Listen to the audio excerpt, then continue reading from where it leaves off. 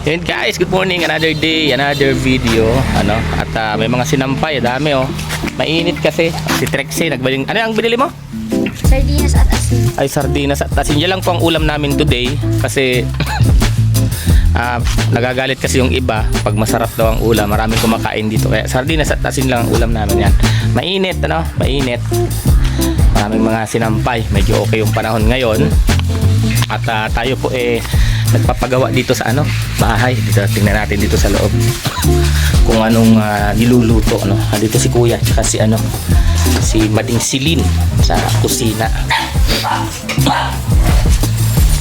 Grabe si Mading Silin. Ang talaga si Mading. Ang niluluto ni Pading Raysan Vlog ay grabe, igado. Igado si Pading Raysan. Tsaka ano yung saro? Igadi. Meron pang isa. Ginataang guys, ginataang talbos ng kamuting kahoy. Mading Sili naman nandito naghihiwa ng hiwa. Hiwa ng sili. Mali naman. Naghihiwa ng hiwa. Naghihiwa pala ng sili. So yan yung ulam ngayong araw, ngayong tanghali. So punta tayo sa ginagawang bahay. Nakabili na rin naman ako ng merienda nila. Nasa yubaksan ng motor.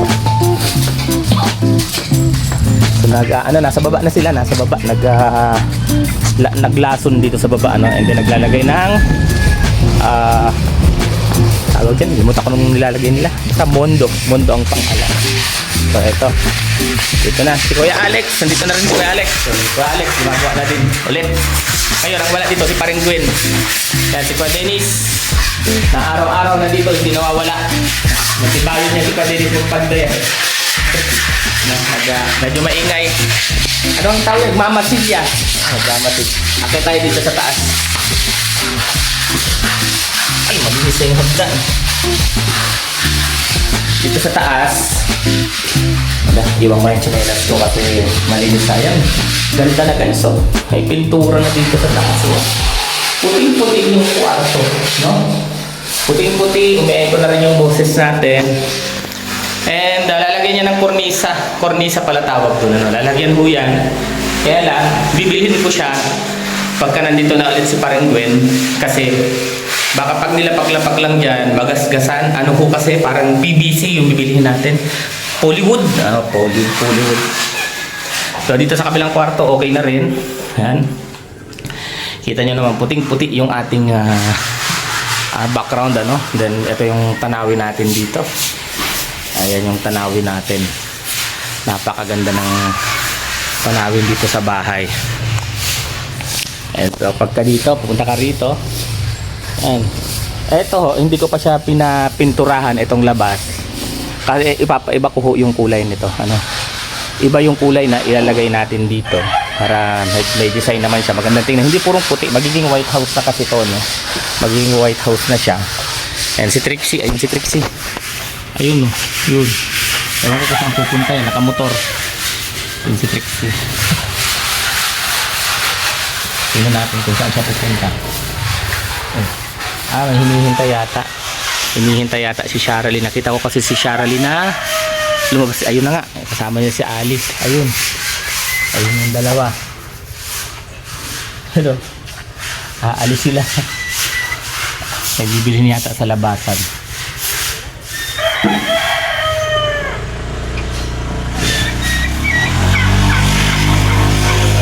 Diba? Ang gagaling ng magmotor. Mga walang takot sa kalsada. And then si Titay. Ayan si Titay sa baba. Kabay! And Titay. Ayan, sa baba si Titay. Nagwawalis sa kanyang bakuran.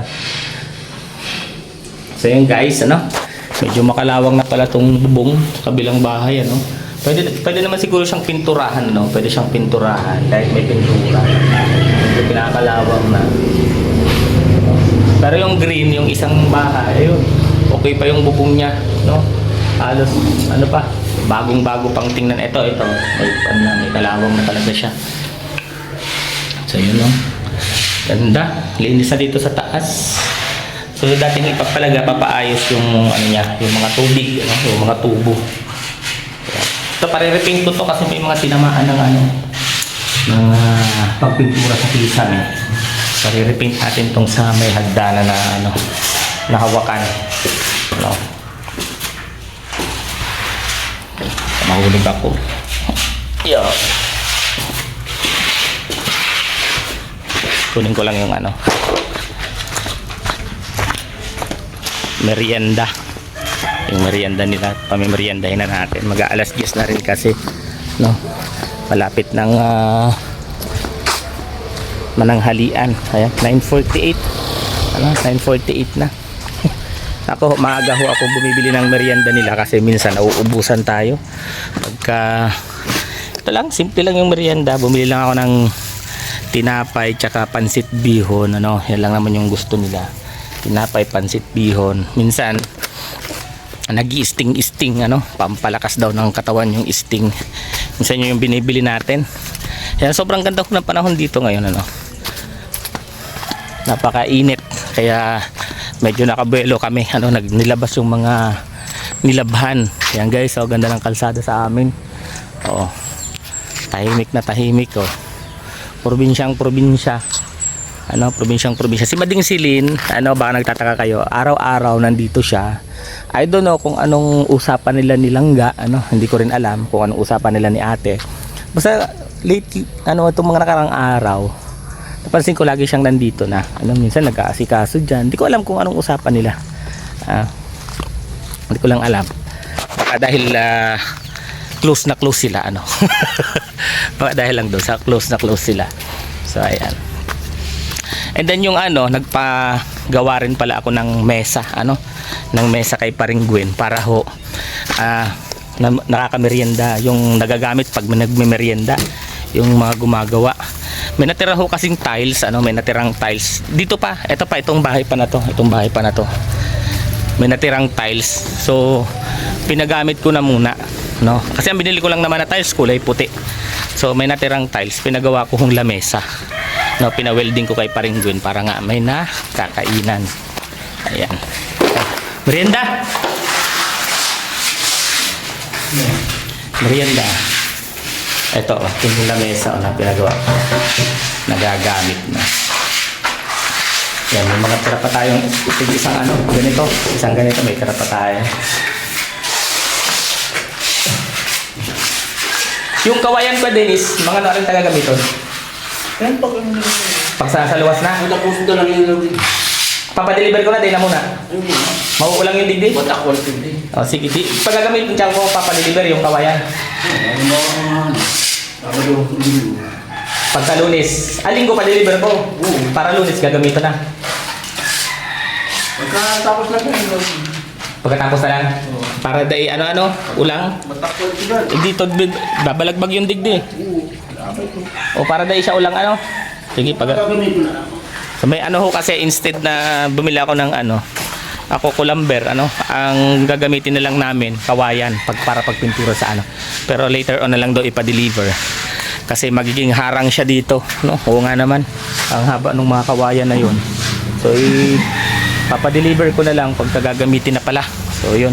Yung kornesa ganun din, ano, papa-deliver na lang din natin pag ikakabit na kasi yung mahabang ano po, materyales hindi na muna kasi masyadong nakakasagabal sa mga gumagawa, no, sa paggagalaw-galaw dito. Ayan. So yun lang guys, ano na ang update dito sa ano, ginagawang bahay. Ayan, nasa baba na sila gagawa, and then this week may pintura na ho yan, yung buong loob ng bahay. The next week is buong labas na, ano. And next, bago magkatapusan ng January, may salamin na ho ito, lahat baba taas may salamin na ho yan. Naka-order na rin ho ako, ano, at ginagawa na siya. Ayan, maraming salamat po. Ingat po kayo at ingat din kami. God bless us all.